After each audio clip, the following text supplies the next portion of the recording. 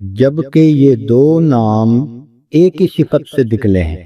رحمان جس کی رحمت اپنے اور پرائے سب پر عام ہو، اور رحیم کہ قیامت کے دن جس کی رحمت اپنوں کے لیے خاص ہوگی۔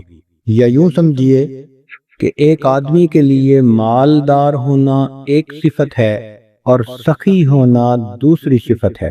کچھ لوگوں کے پاس مال تو ہوتا ہے مگر خرچ کرنے کی عادت نہیں ہوتی۔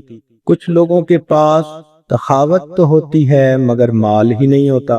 تو یہ دو چیزیں مل جائیں کہ مال بھی بہت زیادہ ہو اور وہ بندہ دونوں ہاتھوں سے خرچ بھی کر رہا ہو تو یہ بہترین صورت ہے۔ تو رحمت کے ان دو ناموں کا مقصد یہی کہ اللہ رب العزت وہ ذات ہے جس کے پاس رحمت بھی بے انتہا ہے اور اس کی رحمت خرچ بھی بے انتہا ہو رہی ہے۔ تو جب اتنی رحمت اللہ رب العزت کے پاس ہے کہ اس نے قرآن مجید میں خود فرما بھی دیا، ان رحمتی وسعت غضبی، ان رحمتی وسعت کل شیء، میری رحمت ہر چیز کے اوپر وسیع ہے، غالب ہے۔ تو گویا اللہ رب العزت کی رحمت کی صفت ایسی ہے کہ یہ ہر چیز پر غالب ہے۔ بلکہ بعض علماء نے تو یہاں تک لکھا کہ اللہ رب العزت کے جتنے بھی نام ہیں ان سب میں سے رحمت ہی کا پہلو نکلتا ہے۔ حالانکہ کچھ نام ایسے ہیں کہ جن کو ہم سمجھتے ہیں کہ وہ تو بہت ہی سختی والے نام ہیں مگر یہ ہماری سمجھ کا قصور ہے۔ مثال کے طور پر الجبار ہم سمجھتے ہیں جبر کرنے والا، حالانکہ اس کا معنی ہے درست کرنے والا۔ اب غلط چیز کو ٹھیک کرنا یہ تو اچھائی اور رحمت کی بات ہے۔ القہار ہم سمجھتے ہیں کہ قہر ڈھانے والا، حالانکہ اس کا مطلب ہے غالب آنے والا۔ تو واقعی جو اللہ رب العزت سے ٹکرائے گا اللہ تعالیٰ اس پر غالب آئے گا۔ المتکبر ہم سمجھتے ہیں کہ جس میں تکبر ہو، بلکہ اس کا مطلب ہے عظمتوں والا، اور اس میں کیا شک ہے کہ اللہ رب العزت کی ذات کو ہر عظمت حاصل ہے۔ المنتقم ہم سمجھتے ہیں انتقام لینے والا، حالانکہ علماء نے لکھا کہ ظالم سے بدلہ لینے والا۔ یہ نہیں ہے کہ ہر کمزور پہ غصہ دکھانے والا، یہ تو اچھی صفت ہے کہ اگر کوئی ظلم کرتا ہے تو اس ظالم کے بازو بھی روکنے والا کوئی ہونا چاہیے۔ تو المنتقم ظالم سے بدلہ لینے والا۔ تو گویا اللہ رب العزت کے جتنے بھی نام ہیں ان میں رحمت کا ہی پہلو نکلتا ہے۔ یہاں پر ایک بات درمیان میں کہتا چلوں، حضرت مولانا قاسم نانوتوی رحمۃ اللہ علیہ کے ایک ہندو پنڈت کے ساتھ بہت مناظرے ہوتے تھے۔ دیانند سرسوتی وہ بھی بہت ہیلے باز آدمی تھا، چالاک انسان تھا، عجیب نکتے اٹھاتا تھا۔ ایک مرتبہ اس نے اعتراض کیا کہ دیکھو یہ مسلمانوں کا قرآن، اس میں سورت کا نام ہے الرحمن، اور اس میں بار بار یہ کہا گیا فَبِأَيِّ آلَاءِ رَبِّكُمَا تُكَذِّبَانِ، تم اپنے رب کی کون کون سی نعمتوں کو جھٹلاؤ گے۔ حالانکہ اسی صورت میں جہنم کا بھی تذکرہ، یُرْسَلُ عَلَيْكُمْ شُوَاظٌ مِّن نَارٍ وَنُحَاسٌ فَلَا تَنتَصِرَانِ، تو اس نے کہا دیکھو کیا تک بندی ہے کہ ایک طرف کہتے ہیں کہ کون کون سی نعمتوں کو جھٹلاؤ گے اور دوسری طرف آگ میں جلانے کی باتیں۔ تو یہ تو خدائی کلام نہیں، یہ تو من گھڑت باتیں ہیں۔ اس نے یہ اعتراض کیا تو اس پر حضرت مولانا قاسم نانوتوی رحمۃ اللہ علیہ نے بہت تفصیلی جواب دیا، اور انہوں نے فرمایا کہ دیکھو اگر کوئی نقصان دینے والی چیز ہو اور تمہیں کوئی بتا دے سمجھا دے کہ اس سے بچ جاؤ تو وہ تمہارا محسن ہوتا ہے۔ اگر کوئی کہہ دے کہ ادھر بجلی کی تار ہے ہاتھ مت لگاؤ تو وہ دشمن نہیں دوست ہے۔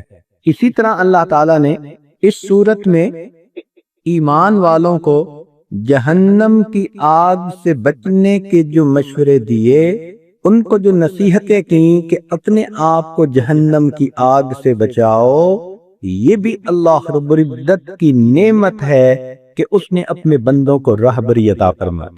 تو اس نے تسلیم کیا کہ واقعی اس زاویے سے دیکھا جائے تو کسی کو مصیبت، پریشانی، تکلیف سے بچا لینا یہ بھی رحمت ہوتی ہے۔ اب سوال یہ پیدا ہوتا ہے کہ جب اللہ رب العزت کی رحمت بھی اتنی ہے کہ ہر چیز پر وسیع ہے، ہر نام سے رحمت ٹپکتی ہے، تو پھر اللہ تعالیٰ نے جہنم کو کیوں بنایا؟ فقط جنت بنا دیتے کافی تھا۔ تو اس کی بھی وجہ ہے کہ اگر کسی کے ذمہ کام لگایا جائے اور ایک آدمی تو اس کام کو پوری طرح ادا کرے اور دوسرا بندہ ڈیٹ بن جائے اور جان بوجھ کے وہ غفلت کرے، حکم عدولی کرے، نافرمانی کرے، الٹا مذاق اڑائے، تو عدل کا تقاضا یہی ہے کہ جس نے تعمیل کی اس کو انعام دیا جائے اور جس نے بغاوت کی اس کا دماغ سیدھا کیا جائے۔ یہ جزا اور سزا کا ہونا یہ عین رحمت ہے۔ اگر ایسا نہ ہوتا تو پھر ماننے والے تو مظلوم ہوتے کہ اس دنیا میں بھی سب کچھ مانتے رہے اور آخرت میں وہ اور جو آزاد زندگی گزارنے والے تھے سب جنت میں اکٹھے ہو جاتے۔ تو اس لیے جنت دی انعام والوں کو اور جہنم بنائی جن کے دماغ خراب تھے اس دماغ کو سیدھا کرنے کے لیے، مگر واضح طور پر بتا دیا کہ میرے بندو تم اپنے آپ کو جہنم کی آگ سے بچاؤ۔ چنانچہ ارشاد باری تعالی ہے، یا ایھا الذین آمنو، اے ایمان والو، قو انفسکم و اہلیکم نارا، اپنے آپ کو اور اپنے اہل خانہ کو جہنم کی آگ سے بچاؤ۔ اب یہ بھی رحمت کی بنا پر کہا گیا، جیسے ماں بیٹے پہ کتنی شفیق ہوتی ہے، مگر بیٹا اگر آگ کا انگارہ ہاتھ میں اٹھانے لگے تو ماں ہرگز نہیں اٹھانے دیتی۔ بچہ روتا ہے، تڑپتا ہے، ظاہر میں لگتا ہے کہ کتنی ظالم ماں ہے کہ بچے کی خواہش پوری نہیں ہونے دیتی، مگر وہ ماں ظالمہ نہیں ہوتی، وہ تو اس بچے کے ساتھ محبت کرنے والی ہوتی ہے، وہ اس کو تکلیف سے بچانا چاہتی ہے جس کو بچہ اپنی نادانی کی وجہ سے سمجھ نہیں رہا۔ تو اللہ رب العزت نے اس دنیا میں اپنے بندوں کو جہنم سے بچانے کے لیے اپنے انبیاء کو بھیجا، انہوں نے اللہ تعالیٰ کے احکام پہنچائے۔ لوگو اگر تم اس طرح زندگی گزارو گے جیسے میں گزار رہا ہوں تو تم سیدھا جنت کے راستے پر جاؤ گے۔ اس کے لیے انہوں نے تکلیفیں بھی اٹھائیں، ان کے خون بہائے گئے، ان کو شہید بھی کر دیا گیا، تکلیفیں دی گئیں۔ نبی علیہ السلام سے پوچھا گیا کہ اس دنیا میں سب سے زیادہ تکلیفیں کن پر آئیں؟ ای الناس اشد بلا، نبی علیہ السلام نے فرمایا الانبیاء، کہ انبیاء پر بہت زیادہ مشقتیں، مصیبتیں آئیں اور انہوں نے اللہ کے لیے اس کو برداشت کیا۔ تو اب بتائیے کہ اللہ رب العزت نے تو اپنی طرف سے اتمام حجت کر دیا، کوئی بندہ بات ہی نہ سنے، آنکھ ہی بند کر لے اور گڑھے میں جا گرے تو پھر سمجھانے والے کا تو قصور نہیں ہوتا۔ ضد اور ہٹ دھرمی کا کوئی علاج نہیں۔ ابلیس ہی اگر اللہ رب العزت کے سامنے ہٹ دھرمی کا مظاہرہ نہ کرتا تو اللہ تعالیٰ اس کے بھی گناہ کو معاف کر دیتے، مگر اس نے ضد کی، ہٹ دھرمی کی، جس کی وجہ سے اس کو دھتکارا گیا۔ آج دنیا میں بھی اسی طرح جو انسان خیر کی بات کو نہ سنے اور اپنی من مرضی کرنے میں لگا رہے، دنیا کی زندگی کے عیش و آرام کو سامنے رکھے، حکم خدا کو نظر انداز کرے، تو یہ وہ انسان ہے جو اپنے ہاتھوں سے اپنے پاؤں پہ کلہاڑی مار رہا ہے، یہ اپنے ہاتھوں سے جہنم خرید رہا ہے۔ چنانچہ اللہ رب العزت نے اپنے بندوں کے لیے ایک دستور بنایا کہ میرے بندوں، میں نے تمہارے اندر ایک نفس بنایا ہے، وَنَفْسٍ وَمَا سَوَّاهَا فَأَلْهَمَهَا فُجُورَهَا وَتَقْوَاهَا، اس میں نے خیر کا جذبہ بھی رکھ دیا اور شر کا جذبہ بھی رکھ دیا، لیکن فلاح اس کو ملے گی جو اپنے اوپر خیر کو غالب کر لے اور شر کو دبا دے۔ اس کو تزکیہ کہتے ہیں۔ تزکیہ نفس کا ہوتا ہے اور تصفیہ دل کا ہوتا ہے۔ ان دونوں الفاظ کے فرق کو سمجھ لیجئے۔ ایک ہوتا ہے کسی شیشے کے اوپر مٹی کی تہ آ جانا، اس کو اگر آپ کپڑے کے ساتھ صاف کر دیں، وائپر سے صاف کر دیں تو شیشہ آئینہ بالکل صاف ہو جائے گا۔ اس کو تقیہ کہیں گے۔ یہی حال انسان کے دل کا کہ گناہوں کی ظلمت دل کے اندر داخل نہیں ہوتی، دل کے اوپر طے بنا لیتی ہے۔ جس طرح زنگ لوہے کے اندر داخل نہیں ہوتا، اس کی سطح پہ ایک طے بنا دیتا ہے، اگر اس طے کو ہٹا دیں تو نیچے سے بالکل صاف لوہا نکل آتا ہے۔ اسی طرح گناہوں کی ظلمت بھی انسان کے دل پر طے بنا دیتی ہے۔ سنیے قرآن عظیم الشان، اللہ تعالیٰ ارشاد فرماتے ہیں کلا بل ران علی قلوبہم ما کانوا یکسبون، کیوں نہیں، ان کی بدعمالیوں کی وجہ سے ان کے دلوں پہ زنگ لگا دیا گیا۔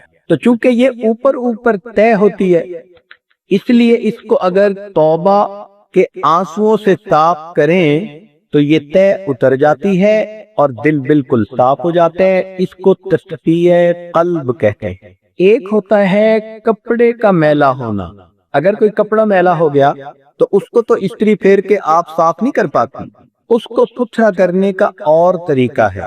آپ پانی میں بھگوئیں، صابن لگائیں، واشنگ مشین میں اسے پھرائیں، تب جا کر اس کی میل کپڑے سے الگ ہوگی۔ ایسا کیوں کرنا پڑا؟ اس لیے کہ شیشے کے اوپر میل کی طے تھی، یہاں کپڑے کے اوپر نہیں تھی بلکہ کپڑے کے اندر داخل ہو گئی تھی۔ یہی حال انسان کے نفس کا کہ نفس کے اوپر ظلمت نہیں، فَأَلْهَمَهَا فُجُورَهَا وَتَقْوَاهَا، شر اس کے اندر رکھ دیا گیا ہے۔ اب اندر کے شر کو صاف کرنے کے لیے اس نفس کو ستھرا کرنا پڑتا ہے، کپڑے کی طرح دھونا پڑتا ہے۔ اس کو تزکیہ کہتے ہیں۔ بعض سالکین کو دیکھا کہ وہ تزکیہ قلب کہنا شروع کر دیتے ہیں، تو تزکیہ قلب کا لفظ استعمال ہوتا ہے اور تزکیہ نفس کا لفظ استعمال ہوتا ہے۔ یہ نفس کو ستھرا کرنا اتنا اہم ہے کہ یہ مقاصد نبوت میں سے ہے۔ چنانچہ اللہ تعالیٰ نے جہاں نبی علیہ السلام کو دنیا میں بھیجنے کا مقصد بتلایا تو فرما دیا یتلو علیہم آیاتہ ویزکیہم، تو بعثت نبی کے مقاصد میں سے ہے۔ بلکہ اس کی اہمیت کا اندازہ لگائیے کہ حضرت ابراہیم علیہ السلام نے جب دعا مانگی بیت اللہ شریف کو بنا کر، اللہ میں نے گھر تو بنا دیا، آباد کرنے والے کو بھیج دیجیے، میں نے مدرسہ بنا دیا، معلم کو بھیج دیجیے۔ تو اس وقت انہوں نے یہ دعا مانگی تھی کہ ایسے معلم کو بھیجیے کہ جو آیات کی تلاوت کرے، وَيُعَلِّمُهُمُ الْكِتَابَ وَالْحِكْمَةَ وَيُزَكِّيهِمْ، تو انہوں نے تزکیہ کو چوتھے نمبر پر بیان کیا۔ لیکن اللہ رب العزت نے جب قبولیت کا اعلان فرمایا تو تزکیہ کا اللہ تعالیٰ نے دوسرے نمبر پر تذکرہ کیا۔ یہ جو ترتیب میں تبدیلی آئی، اس میں بھی ہمارے لیے ایک سبق ہے۔ قرآن مجید ایسی کتاب ہے کہ ایک ایک لفظ کا تقدم اور تأخر بھی اپنے اندر کوئی حکمت رکھتا ہے۔ اس کو ایک دو مثالوں سے ذرا کھولیں، دیکھیے اللہ تعالیٰ نے قرآن مجید میں فرمایا کہ ہم نے انسان کو پیدا کیا فَجَعَلْنَاهُ سَمِيعًا بَصِيرًا، ہم نے اس کو سمیع بھی بنایا، بصیر بھی بنایا۔ تو سماعت کا تذکرہ پہلے اور بصارت کا تذکرہ بعد میں، اور آج سائنس کی دنیا نے اس بات کو ثابت کر دیا سونوگرافی کے ذریعے سے، الٹرا ساؤنڈ کے ذریعے سے، کہ بچہ جب اپنی ماں کے پیٹ میں بنتا ہے، جسم اس کا پرورش پاتا ہے، تو اس کے جسم میں کان پہلے بنتے ہیں اور آنکھیں بعد میں بنتی ہیں۔ اب دیکھیے 1400 سال پہلے فرمایا کہ ہم نے اس کو سماعت دی اور بصارت دی، اور سائنس نے کہہ دیا کہ واقعی بچے کی پیدائش کی ترتیب 100% یہی ہوتی ہے۔ ایک اور مثال سن لیجئے، جب کوئی گھر بناتے ہیں تو دیواریں پہلے بناتے ہیں، چھت بعد میں بنتی ہے، اور جب کوئی مکان گرانا ہوتا ہے تو گرانے کی ترتیب اور ہے، پہلے لائٹیں وغیرہ جو لگی ہوتی ہیں ان کو اتار دیا جاتا ہے، پھر چھت گرائی جاتی ہے، پھر دیواریں گرائی جاتی ہیں۔ بالکل اسی طرح اللہ تعالیٰ نے، بالکل اسی طرح اللہ رب العزت نے جب کائنات کو بنانے کا تذکرہ فرمایا تو پہلے زمین کا تذکرہ کیا، خلق الارض فی یومین، زمین کو 2 دن میں پیدا کیا، ثم استوی الی السماء، تو چھت کا تذکرہ بعد میں، لیکن جب اس کائنات کو مٹانے کا تذکرہ آیا تو اس وقت اللہ تعالیٰ نے سب سے پہلے لائٹیں اتارنے کا تذکرہ فرمایا، اذا الشمس کبرت واذا النجوم انتدرت، دیکھو لائٹیں اتاری جا رہی ہیں۔ پھر دوسری جگہ فرمایا اذا السماء انفطرت، اب چھت اتاری جا رہی ہے۔ پھر زمین پر آئے اور اللہ تعالیٰ نے پھر جبال کا اور زمین کا تذکرہ کیا۔ تو قرآن مجید کے اسرار و رموز تو اتنے کہ پوری زندگی بندہ اس کتاب پہ لگا دے تو اس کے اسرار و رموز سے انسان کا جی نہیں بھرتا تھا۔ تو آخر تزکیہ کے لفظ کو اللہ رب العزت نے پہلے کیوں رکھا؟ اس کی اہمیت کی وجہ سے، اس لیے کہ تلاوت آیات سے انسان کو ایمان ملتا ہے، اور اس کے بعد اس کو اگر تزکیہ حاصل نہ کرے تو پھر علم اور حکمت کے کام اس کو فائدہ نہیں دے پاتے۔ بغیر تزکیہ کے دین کا کام کرے گا تو الٹا گمراہی میں چلا جائے گا، اس لیے تزکیے کا تذکرہ پہلے فرمایا۔ یہ اتنا ضروری کہ جنت میں جانے کے لیے یہ سب سے بڑی شرط ہے۔ دیکھیں جنت نیک پاک لوگوں کی جگہ ہے، اللہ تعالیٰ نے داخلے کی ایک شرط رکھ دی ہے کہ وَذَلِكَ جَزَاءُ مَن تَزَكَّىٰ، یہ جنت بدلہ ہے اس بندے کے لیے جو ستھرا ہوا۔ تو پاک لوگ جو باطنی بیماریوں سے پاک ہوں گے انہی کو اندر جانے کی اجازت ہوگی۔ اس کو بھی ذرا مثال سے سمجھ لیجئے۔ آج آپ اگر حج کے لیے سعودی عرب جانا چاہیں تو ان کی شرط ہے کہ آپ کو دو بیماریوں سے پاک ہونا چاہیے، کالرا اور میننجائٹس، اسی لیے ٹیکے لگواتے ہیں۔ اگر آپ ٹیکے نہیں لگوائیں گی تو وہ آپ کو ملک میں داخل ہونے سے روک دیں گے۔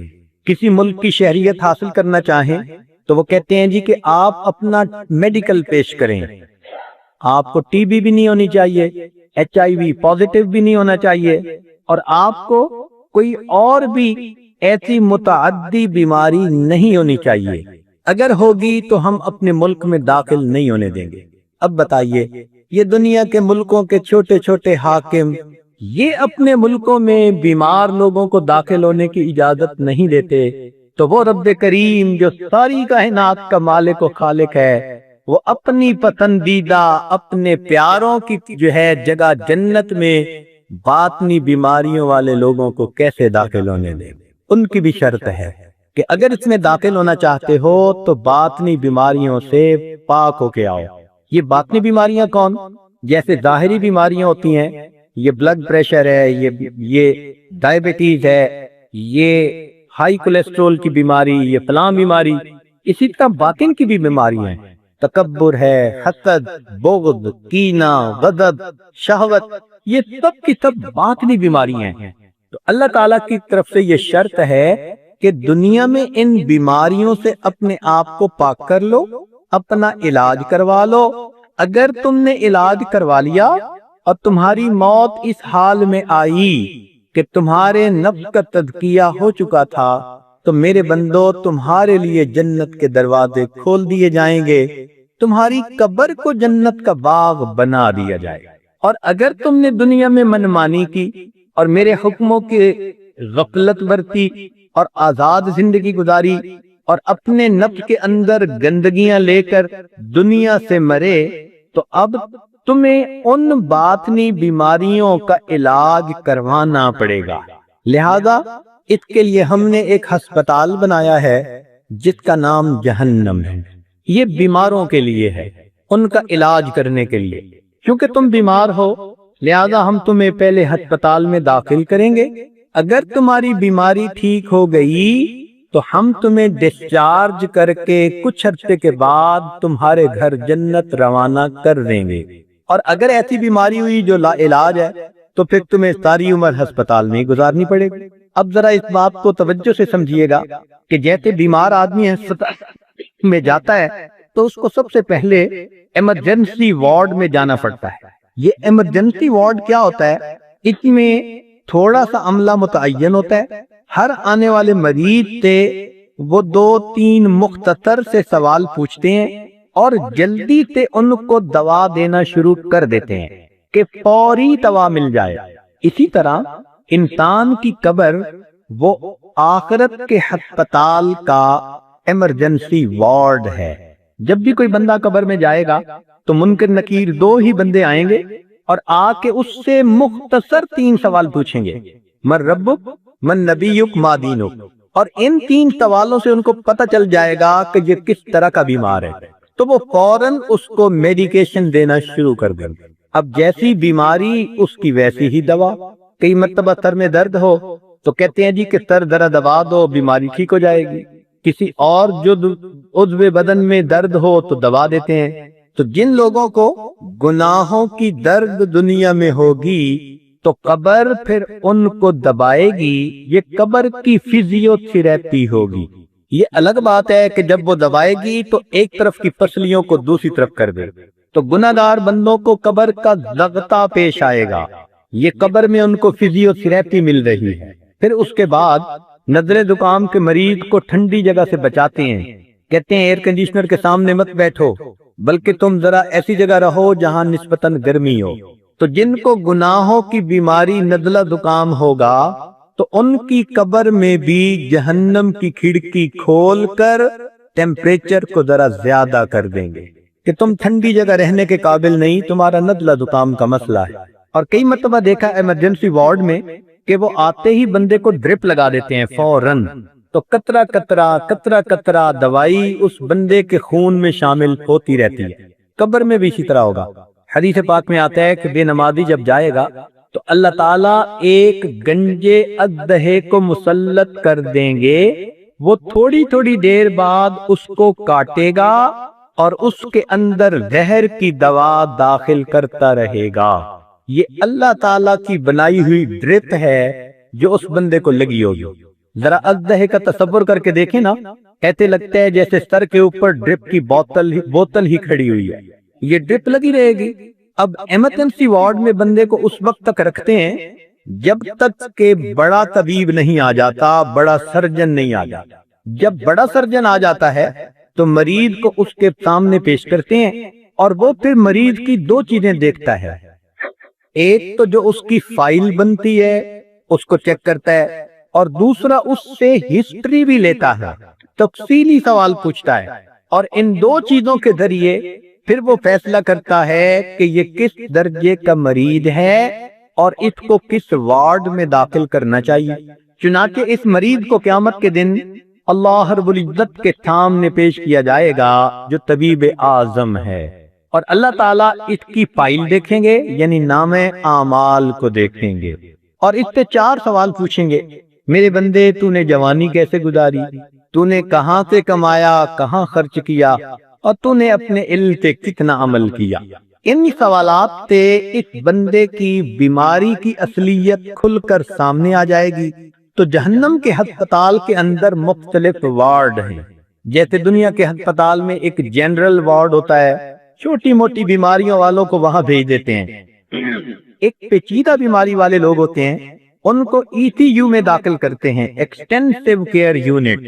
اور کچھ لوگ ہوتے ہیں جو لمبی بیماریوں والے ہوتے ہیں، ان کے لیے ٹرشری کیئر یونٹ بنا ہوتا ہے، انہوں نے تو سالوں رہنا ہے۔ اسی طرح اللہ تعالیٰ نے بھی جہنم کے ہسپتال کے مختلف وارڈ بنائے ہیں، جس کو جہنم کہتے ہیں۔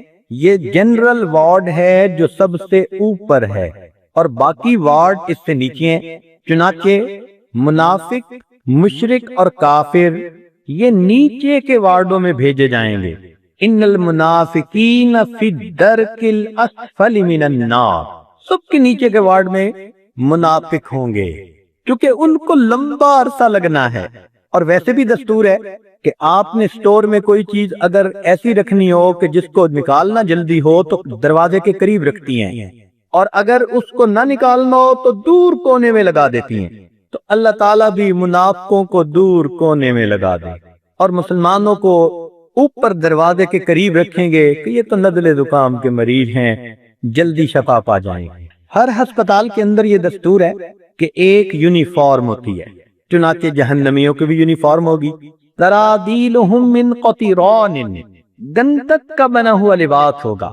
مفسرین نے لکھا کہ ساری دنیا کے انسان، حیوان، چرند پرند مر جائیں، اور ہر انسان کی یہ چاہت ہوتی ہے کہ میری آرزوئیں اور تمنائیں پوری ہو جائیں۔ جب وہ دیکھتا ہے کہ جس بندے کے پاس مال زیادہ ہے وہ اپنی مرضی کے ہر کام کو کر لیتا ہے، تو انسان مال کمانے کے پیچھے پاگلوں کی طرح لگ جاتا ہے، خود بھی کمانے میں اور اپنی اولاد کو بھی اسی راستے پہ لگا دیتا ہے۔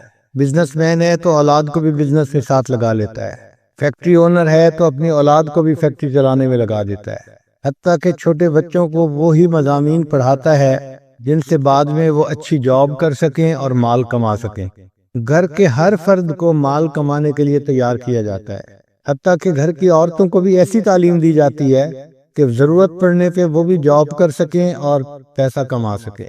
تو وقت کے ساتھ ساتھ پیسہ کمانا گویا بندے کا مقصد بن جاتا ہے، اور یہ بہت بڑی غلط فہمی ہے، کیونکہ پیسہ زیادہ ہونے سے انسان کی آرزویں پوری نہیں ہوتی۔ پیسے سے انسان کتاب تو خرید سکتا ہے، علم تو نہیں خرید سکتا، دوائیں تو خرید سکتا ہے، صحت تو نہیں خرید سکتا۔ پیسے سے انسان اچھے کپڑے تو خرید سکتا ہے، خوبصورتی کو تو نہیں خرید سکتا۔ پیسے سے انسان دوسرے کی خوشامد کو تو خرید سکتا ہے، کسی کے دل کی محبت کو تو نہیں خرید سکتا۔ تو پیسے سے ہر چیز تو نہیں خریدی جا سکتی، اس لیے جن کے پاس پیسہ جتنا زیادہ ہوتا ہے آپ دیکھیں گے کہ وہ اتنا پریشان زیادہ ہوتے ہیں۔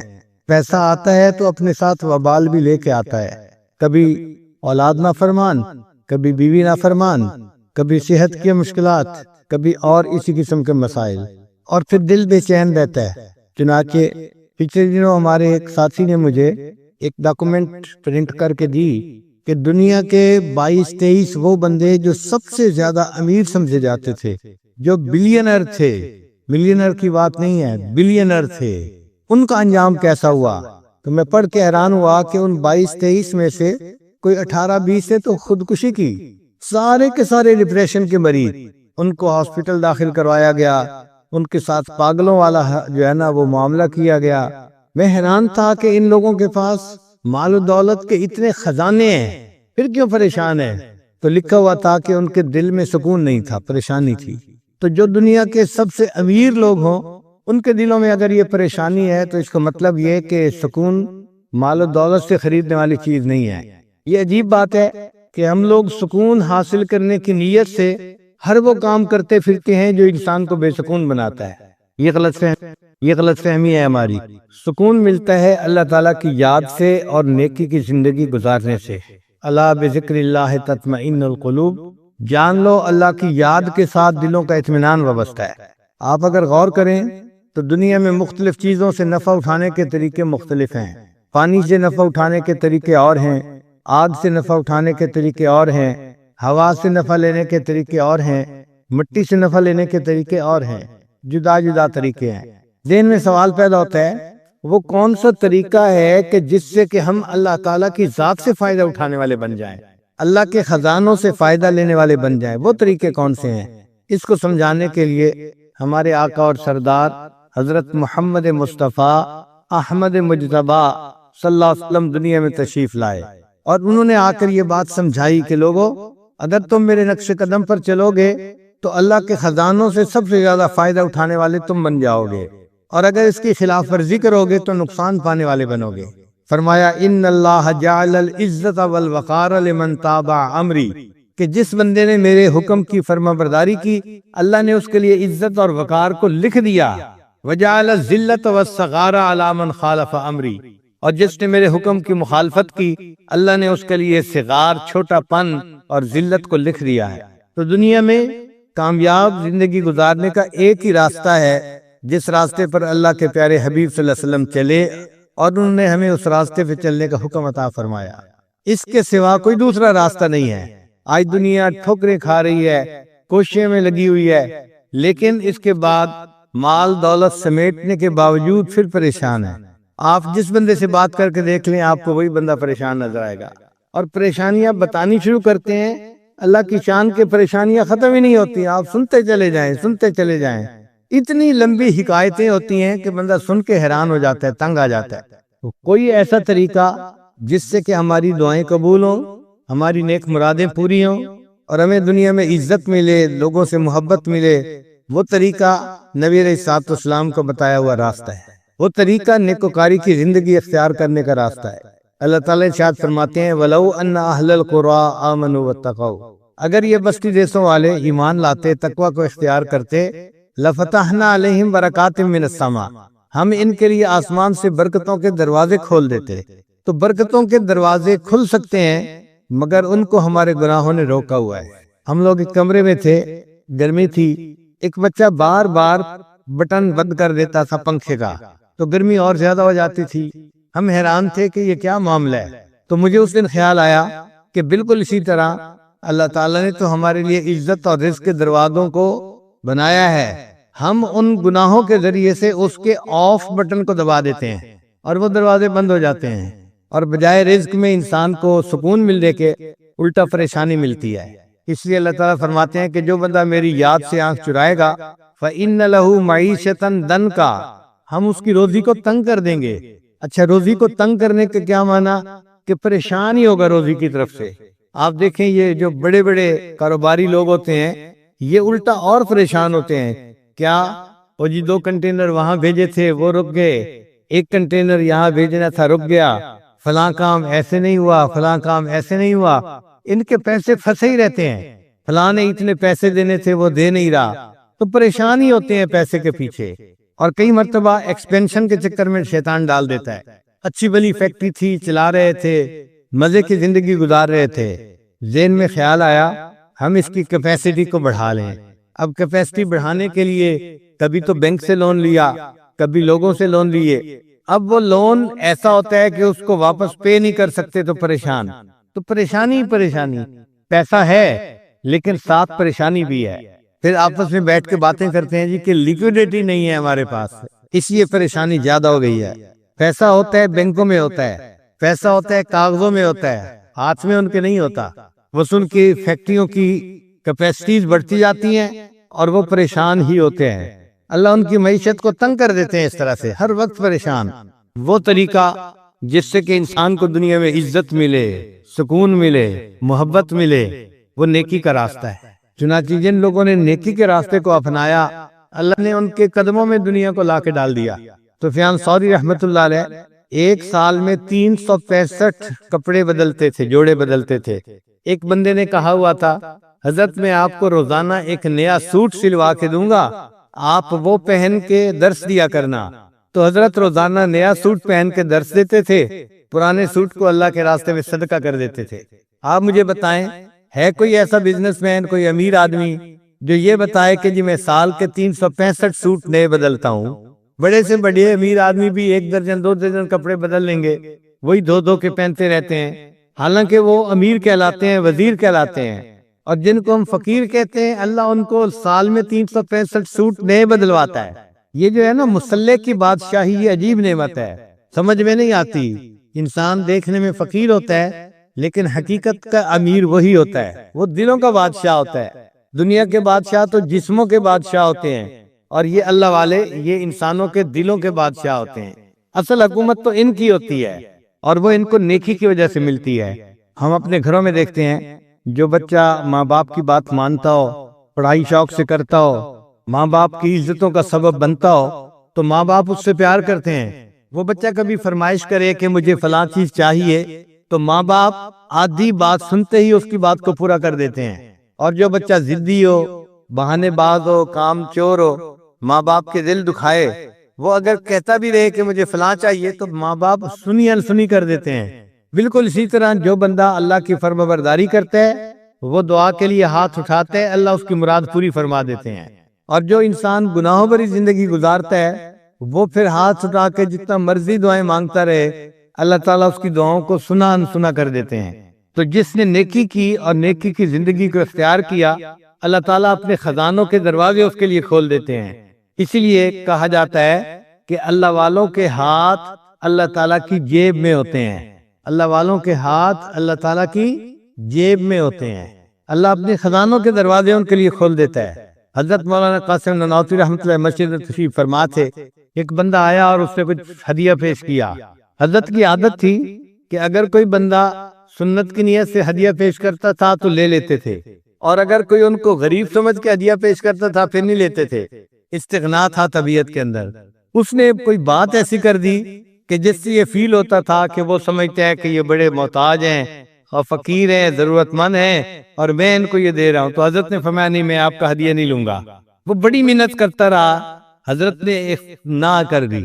واپس گھر جانے لگا تو اللہ کی شان کہ جب وہ جوتوں والی جگہ پر پہنچا، دروازے کے قریب، اس نے حضرت نانوتوی رحمۃ اللہ کے جوتے پڑے ہوئے دیکھے۔ اس کے دل میں خیال آیا کہ میں تو ہدیہ لے کے آیا ہوں، حضرت قبول نہیں کرتے تو کیا کروں؟ اس نے وہ جو پیسے تھے، چاندی کے سکے، وہ حضرت کے جوتے کے اندر ڈال دیے۔ حضرت تھوڑی دیر کے بعد جب گھر تشریف لے جانے لگے تو آپ نے اپنے جوتے پہننے لگے تو پتہ چلا کہ جوتوں کے اندر تو پیسے پڑے ہوئے ہیں۔ نکالے تو یہ وہی پیسے تھے جو بندہ ہدیہ دیتا تھا، اور حضرت نے اس کو نہ کر دی تھی۔ حضرت نانوتوی رحمۃ اللہ فرمانے لگے کہ دیکھو، جو دنیا کو ٹھوکر لگاتا ہے، اللہ تعالیٰ دنیا اس کے قدموں میں یوں لا کے ڈال دیتے ہیں، اس کے جوتوں میں لا کے ڈال دیتے ہیں۔ اگر ہم دنیا کے پیچھے بھاگیں گے تو دنیا کبھی ہمارے ہاتھ نہیں آئے گی، لیکن اگر ہم دنیا سے رخ پھیر کے اللہ کو اپنا مقصود بنائیں گے تو یہ دنیا خود بخود ہمارے پیچھے آتی جائے گی۔ اس لیے زندگی گزارنے کا بہترین طریقہ انسان نیکی کو اختیار کرے۔ اللہ تعالیٰ اس بندے کے کاموں کو سنوارتے ہیں، اس کے کاموں میں اس کی مدد فرماتے ہیں، لوگوں کے دل میں اس بندے کی محبت عزت ڈال دیتے ہیں۔ یہ زندگی کو اچھا گزارنے کا بہترین طریقہ ہے۔ کتنی عجیب بات ہے کہ خواہشات نفسانی کو توڑنے میں خواہشات پوری ہوتی ہیں۔ ظاہر میں انسان سمجھتا ہے جی مجھے تو خواہشات کے خلاف کرنا پڑے گا۔ ہاں، ہمیں اپنی خواہشات کے خلاف کرنا پڑے گا، لیکن اللہ ہماری خواہشات کو پورا کر دیں گے۔ ہمارے مشائخ نے اس کو کہا ہے مقام تسخیر۔ مقام تسخیر، جب یہ کسی بندے کو مقام نصیب ہو جاتا ہے، پھر اللہ تعالیٰ اس کے لیے عزتوں کے دروازے کھول دیتا ہے، رزق کے دروازے کھول دیتا ہے۔ حضرت مولانا زکریا رحمۃ اللہ علیہ دیکھنے میں ایک درویش آدمی تھے، مگر اتنے ان کو ہدیے ملتے تھے کہ ان کے دسترخوان پہ کئی ہزار آدمی ایک ایک وقت پہ کھانا کھایا کرتے تھے۔ چنانچہ وہ جب نبی علیہ السلام کی خدمت میں سلام پڑھنے کے لیے حاضر ہوتے تھے تو 2000، 5000، 10,000 ریال پہلے صدقہ کرتے تھے، پھر سلام کے لیے حاضر ہوتے تھے۔ اور جب کبھی بیرون ملک سے چکر لگا کے واپس جاتے تھے سلام کے لیے تو سلام پڑھنے سے پہلے 50,000 ریال صدقہ کرتے تھے غریبوں میں، پھر سلام کے لیے جاتے تھے۔ آج آپ بتائیں کون امیر آدمی ہے کہ جس کے پاس اتنا مال ہو کہ وہ 50,000 صدقہ کرے اور پھر نبی اسلام کی خدمت میں سلام کے لیے حاضر ہو؟ اللہ تعالیٰ یوں راستے کھول دیتے ہیں۔ حضرت انس رضی اللہ عنہ فرماتے ہیں کہ اللہ تعالیٰ نے صحابہ کرام پر مال کے دروازے اتنے کھول دیے تھے کہ جب مال غنیمت آتا تھا اور سونے چاندی کا ڈھیر لگتا تھا، اس ڈھیر کے پیچھے لوگ کھڑے ہوئے نظر نہیں آتے تھے، چھپ جایا کرتے تھے۔ اب بتائیں کہ وہ کتنا بڑا ڈھیر ہوگا کہ جس کے پیچھے کھڑا ہوا بندہ چھپ جائے۔ چنانچہ حضرت عمر لانو کے دسترخوان پر ایک وقت میں 60,000 لوگ کھانا کھایا کرتے تھے۔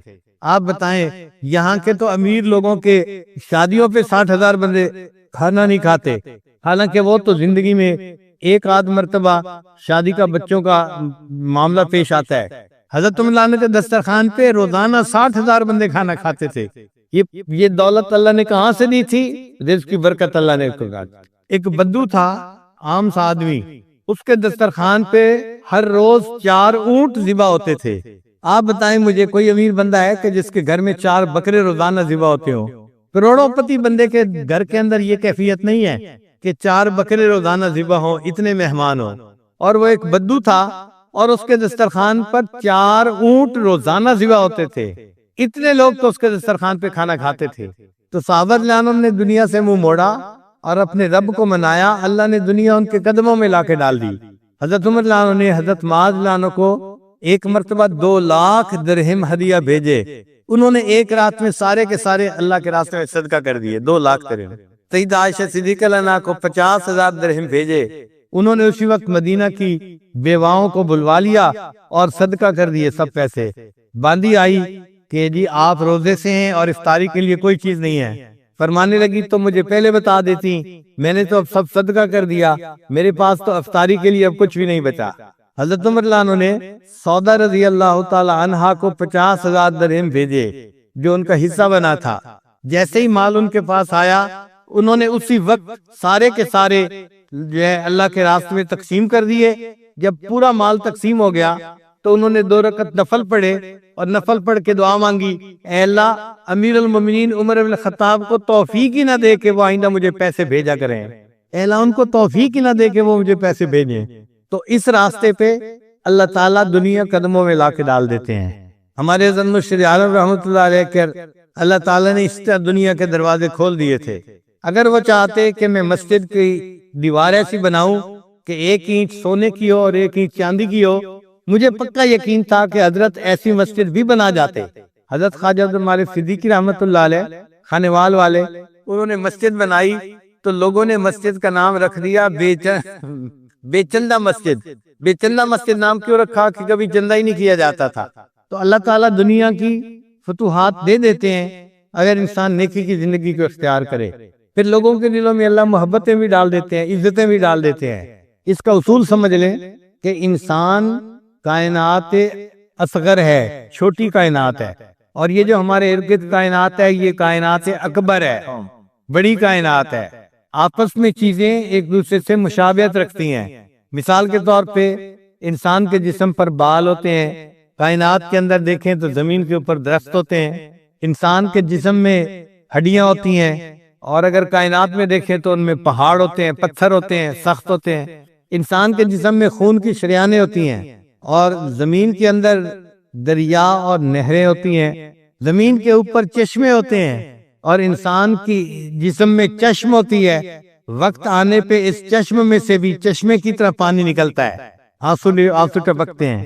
زمین کے اندر نرم مٹی ہوتی ہے، انسان کے جسم کے اندر گوشت ہوتا ہے۔ تو جسم کی مشابہت ہے کائنات کے ساتھ۔ یہ عالم اصغر ہے، وہ عالم اکبر ہے۔ اب دستور یہ ہے کہ جس بندے کے جسم پر اللہ کا حکم چلنا شروع ہو جاتا ہے، جس بندے کے جسم پر اللہ کا حکم چلنا شروع ہو جاتا ہے، اس بندے کا حکم عالم اکبر کے اوپر چلنا شروع ہو جاتا ہے۔ اس دستور کو اچھی طرح سمجھ لیجئے۔ چنانچہ جو بندہ اللہ کے احکام کے مطابق زندگی گزارے گا، اللہ تعالیٰ اس کو مقام تسخیر عطا فرمائیں گے۔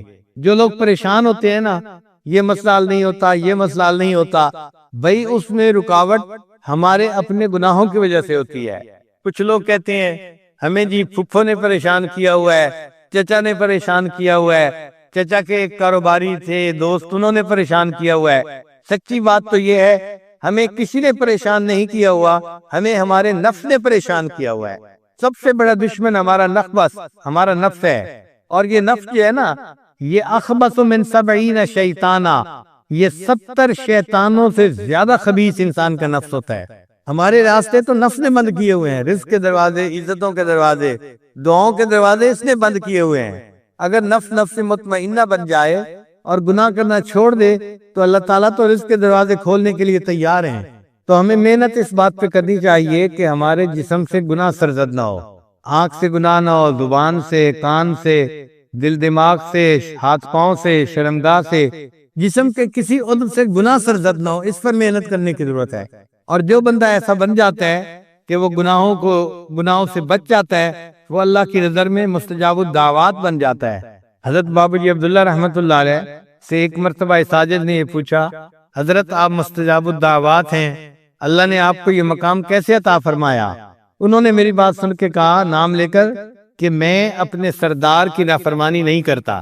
وہ نبی علیہ الصلوۃ والسلام کو ادب سے اپنا آقا اور اپنا سردار یوں کہا کرتے تھے۔ تو فرمانے لگے ذوالفقار میں اپنے سردار کی نافرمانی نہیں کرتا، اس کی وجہ سے اللہ نے مجھے مستجاب الدعوات بنا دیا ہے۔ ہم بھی اگر نافرمانی چھوڑ دیں تو ہم بھی مستجاب الدعوات بن سکتے ہیں۔ دھوکہ یہ ہے کہ انسان یہ سمجھتا ہے کہ گناہ کرنے سے کچھ نہیں ہوگا، اس لیے کہ فوری کوئی تھپڑ تو نہیں نہ لگتا کہ ادھر بدنظری کی ادھر تھپڑ پڑ گیا، تو چونکہ فوری کچھ ہوتا نظر نہیں آتا، انسان سمجھتا ہے کچھ نہیں ہوگا۔ مگر اللہ کا نظام ایسا فول پروف ہے کہ جیسے ہی گناہ سرزد ہوتا ہے اس کے بعد اثرات ضرور انسان پر ظاہر ہوتے ہیں۔ اللہ تعالیٰ تو ارشاد فرماتے ہیں کہ جس نے مثقال ذرۃ، ایک ذرہ کے برابر بھی نیکی کی تو اس کا بھی اجر ملے گا، اور ذرہ کے برابر اس نے برائی کی تو اس کا سزا بھی اس کو ملے گی۔ تو اللہ تعالیٰ کا نظام اتنا ایکوریٹ ہے، ایک ذرہ کے برابر بھی گناہ کریں گے تو اس کا بھی اثر ہمیں پہنچ کر رہے گا۔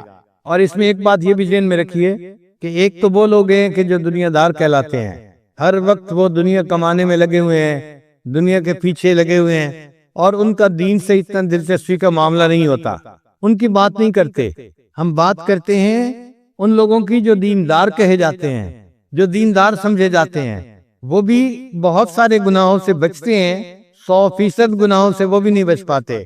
کسی کو غصے کی بیماری، کسی کو شہوت کی بیماری، کسی کو حسد کی بیماری، کسی کو عجب کی بیماری، وہ بیچارے بھی بیمار ہوتے ہیں۔ نتیجہ کیا ہوتا ہے کہ ظاہر تو ہمارا پھر دین والا ہوتا ہے، مگر اللہ کی مددیں ساتھ نہیں ہوتی جو اس بندے کے ساتھ ہوتی ہیں جو گناہوں سے بچتا ہے۔ پھر ہم بھی پریشانی کی زندگی گزارتے پھرتے ہیں۔ وہ طریقہ جس سے کہ اللہ تعالیٰ کا غیبی نظام انسان کے ساتھ شامل ہو جائے، انسان کی مددگار بن جائے، وہ ایک ہی طریقہ ہے کہ انسان گناہوں کو چھوڑ دے۔ یہ کہنے میں جتنا آسان ہے، کرنے میں اتنا ہی مشکل ہے۔ گناہوں کو چھوڑنا کوئی آسان کام نہیں ہوتا۔ نفس انسان کو گناہ چھوڑنے نہیں دیتا۔ ایک نوجوان آئے، حضرت کیا کریں، بد نظری نہیں چھوٹتی۔ بھائی اللہ کا خوف اگر دل میں ہوگا پھر تو بد نظری چھوٹ جائے گی، اور اگر اللہ کا خوف دل میں نہیں ہوتا تو کیسے چھوٹے گی بھائی؟ پھر میں نے اسے ایک طریقہ سکھایا، میں نے کہا دیکھیں، آپ چاہتے ہیں کہ کسی غیر کی طرف دیکھیں، اور اس وقت اس لڑکی کا خاوند آپ کی طرف دیکھ رہا ہے یا باپ آپ کی طرف دیکھ رہا ہے، تو کیا اس وقت آپ اس کو بری نظر سے نظر اٹھا کے لڑکی کو دیکھیں گے؟ اس نے کہا جی نہیں، اگر اس کا خاوند پاس ہے تو خاوند تو میرے ساتھ جھگڑا کرے گا، لڑائی کرے گا، اور ہو سکتا ہے کہ مجھے تکلیف پہنچائے، تو خاوند دیکھ رہا ہوگا تو میں اس کی بیوی کی طرف نہیں دیکھوں گا۔ میں نے اس بات پہ جب اس کو اچھی طرح پکا کر لیا، پھر اسے یہ بات سمجھائی کہ دیکھو ہمارے اکابر نے لکھا ہے کہ جب کوئی بندہ بد نظری کرتا ہے، اس کی نظر اس عورت پر بعد میں پڑتی ہے، اس سے پہلے اللہ کی نظر اس بندے پر پڑ رہی ہوتی ہے۔ تو بندے کی نظر غیر محرم پر بعد میں پڑتی ہے، اللہ کی نظر بندے پر پہلے پڑتی ہے۔ اللہ دیکھ رہے ہوتے ہیں، اچھا تم ادھر بھی دیکھ رہے ہو، ادھر بھی دیکھ رہے ہو، ادھر بھی دیکھ رہے ہو، للچائی نظروں سے اس کو بھی دیکھ رہے ہو، تو ہماری ان بد اعمالیوں کا پھر وبال ہمیں بھگتنا پڑتا ہے۔ جو کرتا ہے تو چھپ کے اہل جہاں سے، جو کرتا ہے تو چھپ کے اہل جہاں سے، کوئی دیکھتا ہے تجھے آسمان سے۔ اللہ تعالیٰ آسمان سے ہمیں دیکھ رہے ہوتے ہیں، ہم دنیا کے لوگوں سے چھپ جاتے ہیں، اللہ سے نہیں چھپ سکتے۔ چنانچہ یہ گناہوں کی وجہ سے آج ہم پریشانیوں کی زندگی گزارتے ہیں، اور اگر ہم چاہیں کہ اللہ تعالیٰ ہمیں نیکی کی زندگی عطا فرمائے، ہماری دعائیں قبول فرمائے، ہمارے کاموں کو سنوار دے، ہمیں دنیا میں عزتیں دے، محبت دے، اس کا ایک ہی طریقہ ہے کہ ہم نیکی کو بھاگ بھاگ کے کریں اور گناہوں سے اپنی جان چھڑائیں۔ اللہ تعالیٰ نے انسان کو دنیا میں اس لیے بھیجا، خلق الموت والحیات لیبلوکم ایکم احسن عملا، یہ آزمانے کے لیے کہ تم میں سے کون بہتر عمل کرتا ہے۔ چنانچہ تفسیر روح المعانی میں لکھا ہے کہ احسن عملا، بہترین عمل کا معنی کیا ہے؟ وہ فرماتے ہیں کہ ایسا بندہ اسرع فی الخیر، جو نیکی کا کام کرنے میں جلدی کرے، بھاگ کے نیکی کرے، وَأَوْرَعُ مِنَ الْمَعْصِيَةِ، اور معصیت سے بچنے میں دوسروں سے زیادہ جلدی کرے، ایسا بندہ احسن اعمال کرنے والا ہوتا ہے۔ صحابہ رضی اللہ تعالیٰ عنہ اللہ تعالیٰ کی فرما برداری کرتے تھے، اس کا نتیجہ یہ نکلا کہ مخلوق ان کی فرما برداری کرتی تھی، جنگل کے جانور بھی ان کی فرما برداری کرتے تھے۔ ایک صحابی رضوان نے ایک مرتبہ وہ لشکر سے پیچھے رہ گئے، ان کو سمجھ نہیں لگ رہی تھی کہ لشکر گیا کہاں ہے، اب بڑی مشکل پیش آ رہی تھی، دائیں جائیں بائیں آگے یا پیچھے کدھر جائیں، ان کو سمجھ نہیں لگتی تھی۔